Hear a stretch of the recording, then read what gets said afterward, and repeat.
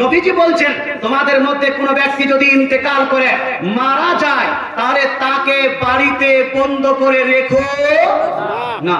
অর্থাৎ মানুষ যদি মৃত্যুবরণ করে তাহলে তাকে বাড়িতে অনেকক্ষণ ধরে রেখো না, ওয়া আসরি উ বিহি ইলা কাবরিহি, বরং তাড়াতাড়ি এর আপনার কাফন পরিয়ে গোসল করিয়ে তার কবরে তাকে দাফন করে দাও। জোরে বলে সুবহানাল্লাহ।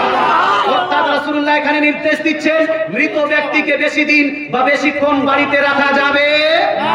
এই নয় যে 2 দিন 3 দিন মুম্বাইতে আছে, সৌদি আরবে বেটা আছে, এই জন্য 2 দিন 3 দিন 4 দিন মৃত ব্যক্তি থেকে যা বরফ দিয়ে রেখে দিব, এইরকম করা যাবে না। মাছকে বরফ দিয়ে রাখা জায়েজ আছে। আপনি অন্য কোনো বস্তুকে বরফ দিয়ে রাখলে এটা জায়েজ আছে। বরফ দেওয়া মাছ খাওয়াটাও জায়েজ আছে, কিন্তু মৃত ব্যক্তিকে বরফ দিয়ে 2-3 দিন ধরে রেখে দিবেন এইটা শরীয়তে জায়েজ নয়।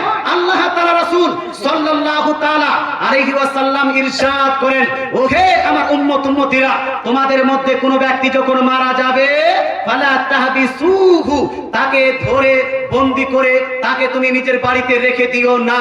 ওয়া আসরিউ বিহি ইলা কাবরিহি, বরং তাকে তাড়াতাড়ি করে তার কবরে দাফন করিয়ে দাও। দাফন করার পরে কি করবে? আল্লাহ তাআলা রাসূল বলেন, ওয়ালিয়াকরা বিফাতিহাতিল কিতাব ওয়া ফি রিওয়ায়াতিন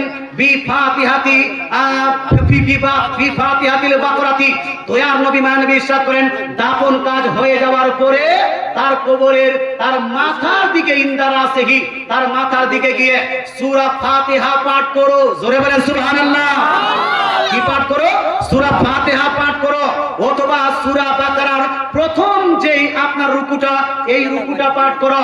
ওয়া ইনদারিজলাইহি, আর তার কদমের দিকে গিয়ে পাঠ করো বিখাতিমাতিল বাকারাতি, সূরা বাকারার শেষ অংশ। জোরে বলে সুবহানাল্লাহ। মাথার দিকে সূরা ফাতিহা আর সূরা বাকারার প্রথম অংশ, আর পায়ের দিকে গিয়ে সূরা বাকারার শেষ অংশটা তেলাওয়াত করো। তেলাওয়াত করার পরে তাকে আপনার তার জন্য দোয়া করো। জোরে বলে সুবহানাল্লাহ।